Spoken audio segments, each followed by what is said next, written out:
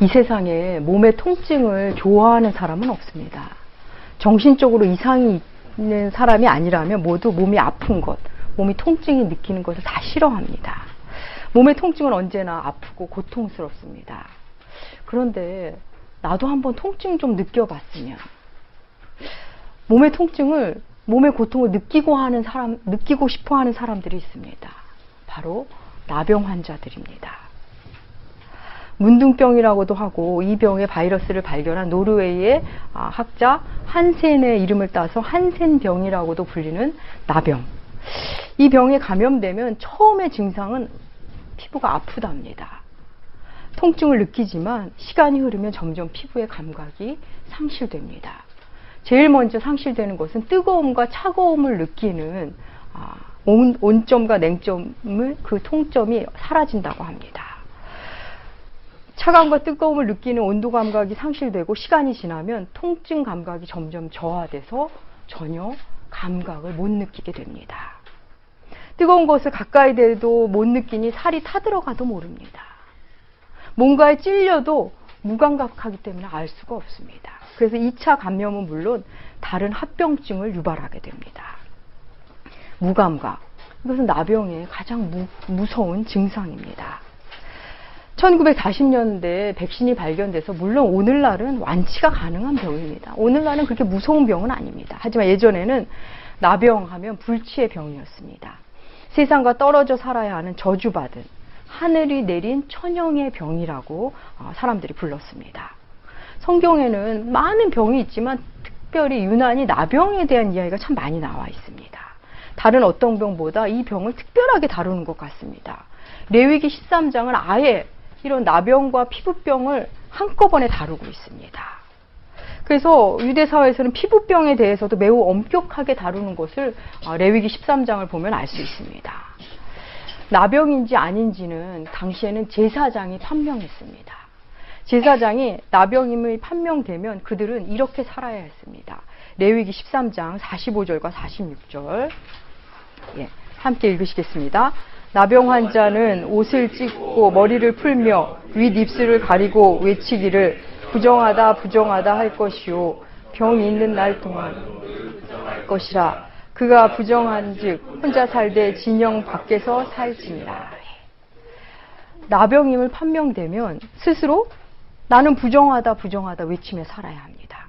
가족과 함께 살지 못할 뿐 아니라 동네 밖에 같은 나병 환자가 아니면 접촉할 수 있는 사람이 없었습니다. 그와 접촉한 사람은 접촉한 사람 역시 부정한 자가 되었습니다. 육신의 고통, 통증은 못 느끼지만 정신적 고통은 이루 말할 수 없는 그런 병이었습니다. 나 환자는 통증을 못 느끼는 채 병이 진행되다 보니 어느 날 코가 떨어져 나가고 손가락 마디가 떨어져 나가는 기형과 기능 장애를 유발합니다. 그러다 보니 외형적으로도 사람들의 혐오감의 대상이 됩니다. 당시의 나병 환자들은 사람이면서도 사람 취급받지 못하는 사람, 그저 움직이는 시체 같은 사람, 그런 삶을 살았습니다. 근데 오늘 본문에 예수님을 만난 나병 환자가 등장합니다. 한 나병 환자. 이름은 알 수 없지만 온 몸에 나병 들린 사람이라고 성경이 말하는 걸 보면 그 상태가 매우 중한 사람이었음에 분명합니다. 아마도 그는 옷으로, 천으로 온몸을 가리고 얼굴 같은 데는 막 붕대를 감았을지도 모릅니다. 자신의 몸을 최대한 가렸을 것입니다. 그가 주님께 나옵니다. 그리고 주님께 엎드려 구합니다. 주여, 원하시면 나를 깨끗하게 하실 수 있나이다. 여러분, 그의 첫 마디가 어떻습니까? 주여, 원하시면 나를 깨끗게 할 수 있나이다. 이 말이 어떠십니까? 주님, 저 좀 깨끗하게 해주세요. 저 좀 제발 고쳐주세요. 그렇게 하지 않고 매우 격조 있는, 품이 있는 듯한 간구 아닙니까? 그 생각하기에 따라서 별로 절박한 것 같지가 않습니다. 어떻게 보면 좀 답답하게 느껴지실지도 모르겠습니다. 그의 이 주님, 주님이 원하시면 나를 깨끗하게 할 수 있나이다는 오늘로 표현하다면 기도입니다. 주님이 원하신다면으로 시작한 이 기도, 그는 기도의 주체를 주님께 드렸습니다. 자기중심적 기도를 드린 게 아니라 주님 중심으로 기도를 시작한 것입니다. 그는 당연히 병이 낫기를 원했을 것입니다. 주님 저를 낫게 해주세요. 저를 정결케 해주세요 하지 않고 주님이 원하시면, 그는 자신이 아무리 원한다 해도, 자신이 아무리 절박한다 해도 주님이 원하시지 않으면 변화가 없을 것을 안 사람이었습니다. 주님이 원하시지 않으면 치유가 되지 않고 아무 일도 일어나지 않을 것을 그는 알고 있었습니다. 너무나 놀랍게도 그는 자기를 비운 채 기도하고 있습니다. 우리의 기도는 대개 그 성취의 주체가 우리 자신입니다. 주님 제가 원합니다. 이렇게 해주세요. 그런데 이 사람은 놀랍게도 기도의 성취의 주체가 예수 그리스도임을 알았습니다. 주님이 원하시면. 우리는 대개 주님이 원하시면이란 말을 하고 있지만 주님의 원하시는 일에 크게 관심이 없습니다. 관심이 없다기보다는 우선순위에서 조금 물러나 있겠죠. 우리 삶에 그런 여력이 없을 때가 너무나 많기 때문입니다. 내 관심, 내가 원하는 것이 늘 중요합니다. 내가 절박하다 보니 하나님이 그냥 내 뜻에 좀 맞춰 움직여 주시기를 원합니다. 그런데 생각해 보면 이 나병 환자보다 더 절박한 상황이 우리에게 얼마나 있을까 싶기도 합니다. 온몸에 나병이 들린 이 사람은 기도 성취의 주체가 예수 그리스도임을, 하나님임을 안 사람이었습니다. 또 그의 간구에는 또 하나 주목할 만한 부분이 있습니다. 그는 고쳐달라고, 낫게 해달라고 하지 않고 깨끗게 해달라고, 정결케 해달라고 구하고 있습니다. 그는 치유를 얘기하지 않고 정결을 이야기하고 있습니다. 나음과 고침이 아닌 정결과 깨끗함을 구하고 있습니다. 성경은 죄의 결과를, 그 불의함을 부정하다, 더럽다 이런 표현을 하고 있습니다. 우리 이사야서 59장 3절 함께 읽으시겠습니다. 이는 너희 손에 피해 너희 손가락이 죄악에 더러워졌으며 너희 입술은 거짓을 말하고 너희 혀는 악독을 내느라. 죄악에 더러워졌다고 말합니다. 그 밑에 예레미야 2장 22절 읽으시겠습니다. 주 여호와의 말씀이니라. 내가 잿물로 스스로 씻으며 내가 많은 비누를 쓸지라도 내 죄악이 내 앞에 씻어야 할 그것, 더러운 것으로 표현합니다. 신약의 요한일서 1장 9절도 읽으시겠습니다. 만일 우리가 우리 죄를 자백하면 그는 미쁘시고 의로우사 우리 죄를 사하시며 우리를 모든 불의에서 깨끗하게 하실 것이요. 깨끗함에 대한 이야기와 죄와 연관해서 성경 우리에게 많이 얘기하십니다. 우리는 하나님 앞에 설 때 일을 많이 하고 덜 하고가 아니라, 교회가 크고 작고가 아니라, 정하고 부정하고 깨끗하고 깨끗이 않다가 기준이 됩니다. 온몸에 나병 들린 그 사람은 정결함을 원했습니다. 그는 자신의 그 고단한 삶에서 병이 낫고 안 낫고보다 이제는 하나님 앞에 깨끗하게 살기를 원했던 겁니다. 그 나음에 대한 치열한 간절함이 이제 막다른 골목에 서자 그것을 넘어서 정결함을 원하는 자, 마음을 비우고 하나님과의 관계에 집중한 사람이 되었습니다. 그는 이제 사람들 틈에서 소외되지 않으려고, 격리되지 않으려고 몸부림치기보다는 그저 하나님 관계에 다시 서고 싶었던 것입니다. 여러분 한번 생각해 볼까요? 이 온몸에 나병 들린 사람, 그 지긋지긋한 나병, 그리고 자신을 함부로 대하는 그 끔찍한 사람들의 반응에 지칠 대로 지쳐서 신물이 났을 것입니다. 매일매일 죽고 싶었을 것입니다. 자신을 함부로 대하는 그 사람들의 야멸찬 모습, 냉정한 시선, 모멸감과 수치감에 잠 못 자는 날이 하루 이틀이 아니었을 것입니다. 그는 아마 사람들에게 지칠 대로 지쳤을 것입니다. 병이 나으면 다시 잘해준다 해도 그때 가서는 그가 그 사람들이 싫을 수도 있었을 것입니다. 이제 그는 하나님 앞에 정결함을 사모하게 됩니다. 그는 그저 하나님 앞에 서고 싶습니다. 우리도 우리 삶에서 내가 좀 돈이 많으면, 내가 좀 더 건강하면, 뭔가 잘 되면 더 나에게 잘해줄 사람들, 내 곁에 머물러 있을 사람들, 그런 사람들과 함께 살 때가 참 많습니다. 내가 좀 더 힘들어지고 내가 가난해지고 내가 몸이 병이 나면 언제든지 날 떠날 사람들, 그걸 알면서도 그들과의 관계에 목을 매는 우린 그러한 것과 관련된 기도 제목을 참 많이 갖고 있습니다.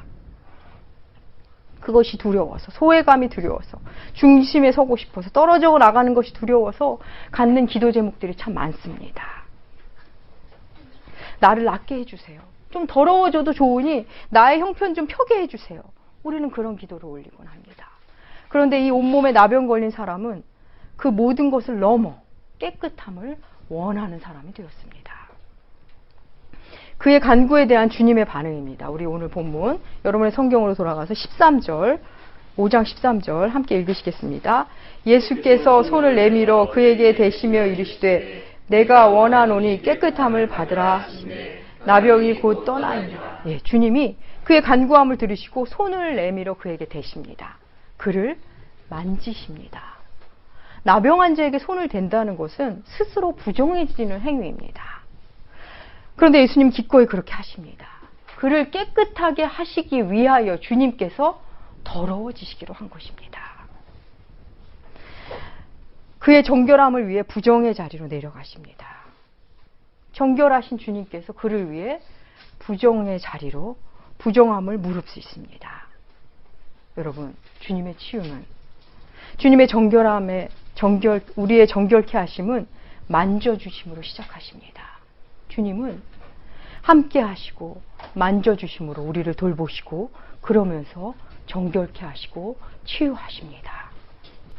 하나님께서 천지 만물을 창조하실 때 말씀으로 창조를 대부분 하시지만 여섯째 날 짐승과 사람을 창조하실 때는 흙으로 빚으십니다. 특별히 사람은 코에 생기를 불어넣으십니다. 만지심으로 사람을 창조하신 겁니다. 그래서인지 짐승과 사람은 서로 만질 줄 아는 존재가 되었습니다. 우리는 곱고 아름답고 예쁘면 저절로 손이 나갑니다. 만지고 싶습니다. 사랑스러운 아이들을 보면 손이 나갑니다. 만지고 싶습니다. 무엇보다도 사랑하는 사람이 생기면 만지고 싶어집니다. 아주 자연스러운 것입니다. 누군가가 죽음 저편으로 가면 가장 고통스러운 것은 이제 그를 다시는 만질 수 없다는 겁니다. 사진으로 보는 것을 대신할 수 있고 녹음으로 듣는 것을 대신할 수 있지만 만지는 것은 그 어느 것으로도 대신할 수 없습니다. 만진다는 것은 우리에게 그렇게 의미가 있는 것들입니다. 예전에 제가 한 동영상으로 본 장면입니다. 외국에서 어떤 실험을 했던 것 같습니다. 한 대여섯 살? 한 5살 정도 돼 보이는 아이들이 쭉 있고 그 앞에 아이들을 마주하여 여성분들이 여러 명이 서 있습니다. 아이들이 한 명씩 나와서 아이들에게 눈을 가립니다. 그리고는 그 자기 엄마 또래 아줌마들의 손을 만지고 얼굴을 만지면서 자기 엄마를 찾아내게 하는 겁니다. 아이들은 이 안대를 가리고서 손을 만지고 얼굴을 만지더니 단 몇 초 만에 자기 엄마를 알아맞힙니다. 100%. 이 장면을 지켜보는 다른 엄마들이 감동하여 눈물을 훔치곤 합니다. 저도 보면서 참으로 감동을 받았고 참으로 아름다운 장면이라고 생각되었습니다. 아이들은 눈을 가린 채 목소리도 들어보지 않고 자기 엄마를 알아맞춥니다. 서로 많이 만져봤기 때문에 가능할 것입니다. 서로를 만진다는 것, 사랑의 최고의 표현 중 하나입니다. 주님은 우리를 지금도 만지고 계시고 만지길 원하십니다. 그 앞에 오는 자에게 언제든 손을 내밀어 만져주시는 분입니다. 아니, 그분이 내민 손을 우리가 만지면 됩니다. 정결하신 예수께서, 죄 없으신 분께서 죄인의 자리로 오시고 만지심으로 우리를 정결케 하시고 치유하게 하신다는 것이 바로 오늘 이 사건의 핵심입니다. 그렇습니다. 우리는 우리의 더러움을 정결하게 하시기 위해서 주님은 더러움의 자리에, 부정함의 자리에 기꺼이 오신 하나님이십니다. 그래서 우리를 만져주심으로 새롭게 우리를 재창조해 나가십니다. 이어 주님은 말씀하십니다. 깨끗함을 받으라. 깨끗해져라가 아니라 깨끗함을 받으라고 말씀하십니다. 여러분, 건강한 사람에게는 자정 능력이라는 것이 있습니다. 하나님이 주신 정말 은혜로운 능력 중에 하나라고 생각합니다. 사람이 잠을 자고 나면 피로가 풀립니다. 운동을 열심히 해서 근육이 피곤해도 시간이 흐르면 저절로 괜찮아집니다. 신체가 어디가 불편해도 적당한 운동과 휴식을 취하면 다시 좋은 상태로 갑니다. 그게 바로 자정 능력입니다. 그런데 불규칙하게 생활하고 불량한 먹거리로 몸에 독소가 쌓이고 그리고 면역성이 떨어지면 자정 능력에 이상이 생깁니다. 스스로 정결케 하는 자정 능력은 몸이 건강할 때나 나오는 것입니다. 건강할 때 이야기입니다. 소소한 감기나 몸살은 시간이 흐르면 사실 저절로 낫습니다. 하지만 치명적인 질병은 저절로 낫지가 않습니다. 스스로 나을 수가 없습니다. 여러분, 과학에는 엔트로피라는 개념이 있습니다. 아시는 분도 많으실 텐데, 엔트로피는 열 역학 법칙에서 나오는 것으로 물리계는, 우리가 사는 이 물리의 세계는 모두 무질서를 향한다는 것입니다. 그래서 이 세상은 무질서를 향해 간다는 것입니다. 이 엔트로피를 우리 일상에 적용하면 이렇습니다. 우리가 집안을 깨끗이 정돈하고, 책상으로 해볼까요? 책상을 깨끗이 정돈한다고 해도 시간이 흐르면 어느샌가 그 책상은 다시 무질서해 있습니다. 어느 틈엔가 집은 어질러펴져 있습니다. 그렇게 모든 물리계는 다시 무질서를 향합니다. 그것을 엔트로피가 증가했다라고 표현을 합니다. 그래서 물리학에서는 결국 우주는 무질서를 향한다고 말합니다. 그런데 이 엔트로피가 증가하는 것을 막으려면 어떻게 해야 하냐면 어떤 노동이 들어가야 합니다. 우리가 노동으로 그 엔트로피의 증가를 막을 수가 있습니다. 다시 자꾸 정돈하는 거죠. 그런데 무엇이든 정도가 심해지면 스스로 해결이 안 됩니다. 죄로 인한 무질서는 우리 스스로 정돈시킬 수가 없습니다. 우리 스스로가 깨끗하게 할 수 있는 정도가 안 됩니다. 우리 아이들도 스스로 정리할 수 있는 상태가 있지만 엄마가 도와줘야만 가능한 그래야만 정리가 되는 상태가 있는 것과 마찬가지입니다. 깨끗함은 우리 내부로부터 시작할 수 없습니다. 받아야 합니다. 주님은 온몸에 나병 들린 사람이 깨끗하길 원하셨고 친히 만져주시며 깨끗하게 하셨습니다. 깨끗함을 주신 것입니다. 우리의 정결 역시 주님으로부터만 옵니다. 주님으로부터 받아야 합니다. 이어서 주님은 말씀하십니다. 성경은 경고했다고 말하는데 우리 오늘 보면 14절 함께 읽으시겠습니다. 예수께서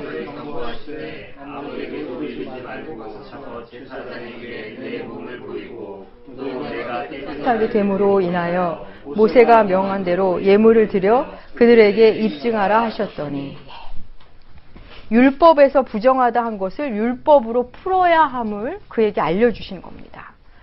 부정한 자임을, 나병에 걸린 부정한 자임을 판명하는 사람은 제사장이었습니다. 그가 정결케 되었다는 것을 공포해 줄 사람도 제사장입니다. 그래서 주님은 그에게 제사장에 가서 정결함을 확인받고 공포하고 그리고 공동체 생활을 하기를 원하셨던 것입니다. 예수님은 그가 속한 공동체의 규정을 이렇게 인정해 주셨습니다. 그런데 그 말에 앞서서 주님이 그에게 아무에게 이르지 말라고 말씀하십니다. 아무에게 말하지 마라. 여러분, 주님이 왜 아무에게 말하지 말라 하셨을까요? 이것은 사람들이 주님을 오해할까 봐서입니다. 예수님은 치유사역도 하셨지만 치유사역의 이런 모든 사역의 궁극은 단순히 육신의 치유가 아닙니다. 궁극은 십자가 사역, 구원 사역입니다. 이 나병 환자 정결 사건을 사람들은 모두 단순한 치유 사건으로 받아들일 것입니다. 그것을 주님은 알고 계셨습니다. 하지만 이 치유받은 이 온몸에 나병 들린 자는 말 안 하기가 어려웠을 것입니다. 그래서인지 그 이후에 사람들이 주님께 몰려오자 주님은 도리어 한적한 곳에 가서 기도하십니다. 우리 역시 죄인이 우리를 정결케 하시고 우리를 정결케 하심으로 하나님과 화목케 하시기 위해 오신 예수 그리스도를 단순히 나의 일상의 문제를 해결하는 분으로 오해하시면 안 됩니다. 처음엔 비록 그렇게 알았을지라도 진짜 주님의 마음을, 주님의 그 사역을 이해하는 데까지 들어가야 합니다. 여러분, 이 나병 들림 환자는 이제 나병 환자가 아닙니다. 나병 환자였던 사람입니다. 그의 외형에 변화가 생겼을 텐데 그가 가장 크게 느낀 변화는 무엇이었을까요? 몸에 통증을 느끼게 되었다는 것입니다. 그는 나병에서 나았지만 이제 통증을 느끼는 삶을 살기 시작합니다. 그는 자신이 나병에서 고침받았음을 통증을 통해 자꾸 확인할 것입니다. 처음에는 뜨겁고 따가운 것을 느낄 때, 아픈 것을 느낄 때 아프지만 즐거웠을지도 모릅니다. 아프다는 게 신기하고 아마 좋았을 것입니다. 그는 이제 나병은 해결받았지만 새로운 통증을 느끼는 삶을 살게 됩니다. 그동안 그의 문제의 중심에는 언제나 나병이 있었습니다. 그의 모든 아픔은 그가 나병 환자라는 것에서부터 출발했습니다. 이제 그 일이 해결됐습니다. 가장 핵심적인 걸 해결받았지만 고통이 그들을 기다리고 있습니다. 우리 역시 마찬가지입니다. 우리 인생의 죄의 문제, 인생에 대한 것들을 해결받고 만나가지만 다른 고통이 우리를 기다리고 있습니다. 예수님을 만나고 나면 새로운 고통을 직면하게 됩니다. 예전에 고통이 아니었던 것이 통증으로 나에게 다가옵니다. 그런데 여러분, 그 고통이 우리를 지킨다는 거 아십니까? 뜨거워야 피하고 아파야 보호합니다. 통증을 느끼고 고통을 느낀다는 것은 참으로 큰 은혜 중의 은혜입니다. 영적인 무감각처럼 무서운 병은 없습니다. 여러분, 예수님을 믿고 좋은 것도 많지만 아픔과 통증이 있으십니까? 여러분이 잘 살고 있다는 증거입니다. 여러분이 영적 무감각에서 벗어났다는 증거입니다. 오늘 본문은 예수께서 한 동네에 계실 때 온몸에 나병 들린 사람이 예수께 다가가는 것으로 시작합니다. 신기한 것은 이 나병 들린 환자가 어떻게 동네 안으로 들어왔는지가 참으로 신기합니다. 어떻게 거기까지 갔을까요? 당시 나병 들린 환자들은 동네 밖에 있어야 했습니다. 걸어 다닐 때도 스스로 부정하다 외치며 다녀야 했습니다. 그럼 그가 어떻게 주님 앞에까지 동네 안으로 들어왔을까요? 단순한 용기였을까요? 용기만으로는 부족합니다. 그가 용기를 내서 간다 해도 사람들이 돌을 던지며 그를 막을 수 있었습니다. 내쫓을 수도 있었기 때문입니다. 아마 그가 간다고 했을 때 함께 있던 나병 환자가 있었다면 그들은 모두 가지 말라고 했을 겁니다. 예수라는 사람 앞에 가기 전에 자네는 돌에 맞아 죽을지 몰라 하고 막았을 것입니다.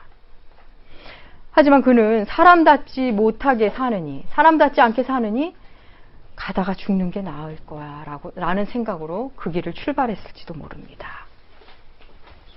그런 그에게 아마도 길이 열리지 않았을까요?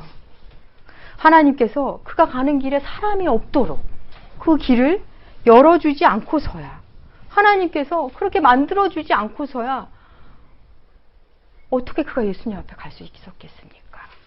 하나님의 전격적인 개입이 없고서는 일어날 수 없는 만남이었습니다. 그가 예수를 향해 마을로 들어가고자 할 때부터 그는 이미 주님의 은혜를 입은 자였습니다. 그리고 또 주께서 그에게 아무에게도 말하지 말라 이렇게 말씀하신 걸 보면 주변에 사람이 없다는 겁니다. 주변에 사람이 없을 때 단 둘의 사건이었음에 분명합니다. 그렇다면 이 사람이 어떻게 예수님을 알아봤을까요? 이 또한 놀라운 신비 아닙니까? 참으로 설명할 수 없는 신비 중의 신비입니다. 사랑하는 여러분, 주님은 지금도 우리를 기다리십니다. 우리가 늘 다니는 그 길에 혹은 우리가 정결과 거룩을 사모하며 가는 그 길에 먼저 가 계십니다. 우리는 스스로 깨끗해질 수 없습니다. 주님으로부터 이미 깨끗함을 받은 우리들, 그리고 계속 그 깨끗함을 받아야 합니다. 주님을 만나고 나면 새로 시작되는 통증들, 고통들이 있습니다. 그 고통은 우리가 영적으로 살아있음을 실감케 하는 고통입니다.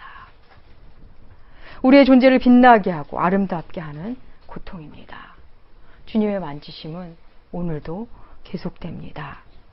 사랑하는 나무교회 교우 여러분, 우리를 일어나게 하시는 그 만지심, 그 손길, 그 사랑으로 날마다 새로워지시는 여러분들 되시길 축복합니다.